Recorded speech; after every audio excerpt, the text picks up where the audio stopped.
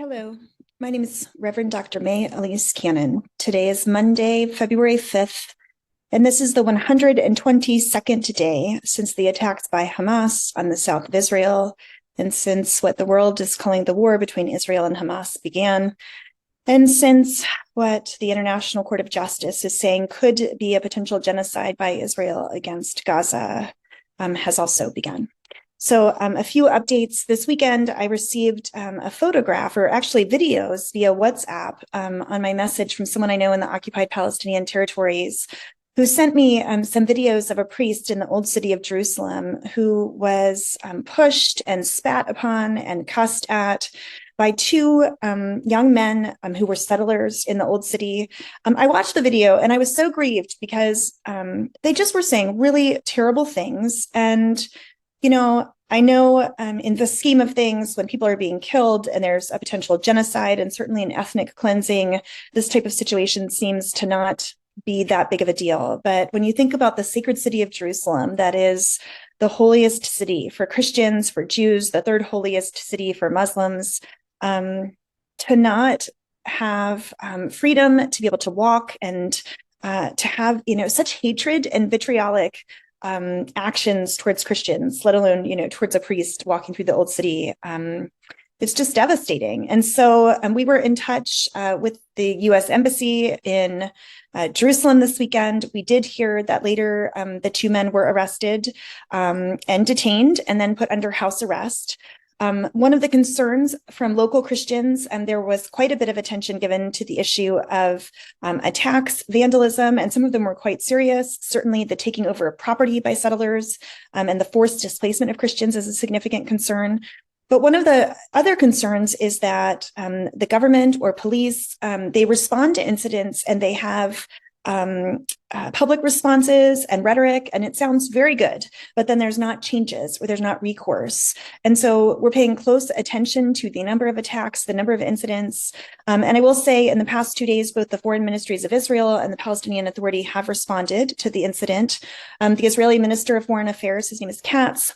He said, "This is again an ugly incident of spitting on Christian clerics in Jerusalem. I strongly condemn the ugly acts towards members of other religions. Under the rule of the State of Israel, all members of religions will enjoy absolute freedom of worship as never before. As the prophet said, because my house will be called a house of prayer for all nations." And then the Palestinian Ministry of Foreign Affairs also sent a response, and they condemned the assault by settlers on the Christian monk in occupied Jerusalem, and they said, "The sense of political and legal impunity felt by settlers encourages them to persist in sowing seeds of hatred and committing heinous crimes and provocative assaults against Palestinian citizens and followers of other religions." So that was an incident that happened over the weekend. Other news from Israel and the occupied Palestinian territories: Hamas sources are still deliberating on whether or not to accept the terms of the ceasefire and hostage release deal proposal that has been presented to them. They expect to have an answer on the matter soon. A former Arab Israeli politician, Azmi Bashara, who fled charges of espionage in Israel and now lives in Doha, he's considered close to the Qatari government. He told the Qatari news agency that the United States is trying to convince Hamas through Qatari and Egyptian mediators that Israel would be hard-pressed to resume fighting in Gaza after a long truce. He added that Hamas will respond to the current proposal being discussed with multiple clauses and not a simple yes or a no. In terms of the Israeli government, the opposition leader, Yair Lapid, met with Prime Minister Netanyahu and told him that his party is willing to provide a safety net, meaning that they would have support in the Knesset against a no-confidence motion in favor of a deal to release the remaining hostages. And also in Israel, the Likud party met, and Prime Minister Netanyahu said, quote, "We must kill Hamas's leadership," end quote, and emphasized that the war cannot end before that happens. Reaching that goal will take time, he said, which will be defined as, quote, months and not years, end quote. The finance minister in Israel, Smotrich, criticized the U.S. administration's decision to impose sanctions against forced settlers. And he said, quote, that it punishes over 500,000 settlers, law-abiding Israeli citizens now on the front lines of the war against terror, end quote. We know that in terms of the U.S. government, our Secretary of State Blinken is in the Middle East. He arrived in Saudi Arabia. His first stop on his fifth Middle East tour with Saudi Arabia. He had a 2-hour meeting today with Crown Prince Mohammed bin Salman. He did not have a direct readout to the media after that meeting, but beyond the truce itself, we know that Blinken aims to win backing for the United States plans that include the rebuilding of and running of Gaza once a permanent ceasefire is reached, ultimately leading to a Palestinian state, which of course Israel is now rejecting, and also for Arab countries to normalize with Israel. So we know that the US is still pursuing a normalization agreement with Saudi Arabia. Washington also seeks to prevent further escalation in other parts of the Middle East. Of course, I'm sure you heard over the weekend, starting Friday night, the United States attacked several pro-Iranian armed groups across the region, particularly in Syria and Iraq. We also know that Blinken hopes to make progress specifically before the Israeli offensive in Gaza extends all the way down to south to Rafah, which is where the majority of the displaced Palestinian civilian population is located. Activists in Israel, Israeli activists and American activists are holding a 36-hour fast near the Geneva headquarters of the International Committee of the Red Cross to raise awareness of the plight of the hostages. So that's something that is in the news right now. The death toll in Gaza, according to the health ministry there right now, is at 27,478. Palestinians killed and 66,835 wounded since the war began, which just desperately demands that we call for a comprehensive ceasefire.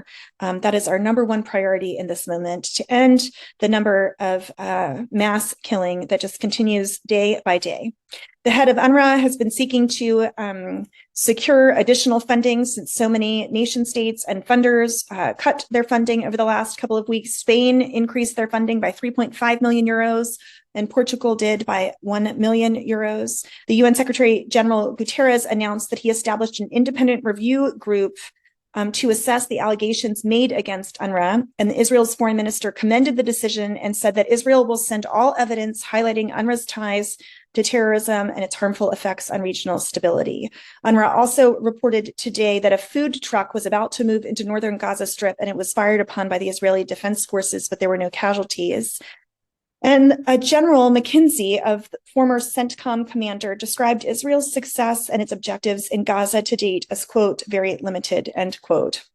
There was a piece in the news, and this is reported by Politico, and excuse me, I'm quoting directly, but it is reported that U.S. President Joe Biden privately referred to Prime Minister Netanyahu as a bad effing guy, according to people who've spoken with the president, which the report is claiming that Biden has grown suspicious of Prime Minister Netanyahu as the war continues, and that he fears Netanyahu is eager to drag the U.S. into a wider war in the Middle East. There continues to be fighting at the northern border of Israel with Lebanon. The Israeli Defense Forces say they struck Hezbollah targets, and Hezbollah announced that 3 of its men were killed by IDF strikes in southern Lebanon. According to the Lebanese media, at least 1 was killed on Sunday in an attack in a village in South Lebanon. And in the West Bank, Israeli police said a 14-year-old Palestinian was shot dead after he attempted to stab police officers in Al-Azariya. Al-Azariya, for those who might not know, that's the Arabic name. Al-Azariya is the village of Lazarus, or Bethany, near East Jerusalem. There continues to be escalating violence in the West Bank and a number of deaths of Palestinians in the West Bank in 2024 as well. So much work to be done, and I'm sorry to continue to bring, I feel like every day I report on pieces of news and it's not good news. So there's much work to be done as we continue in our efforts towards peace.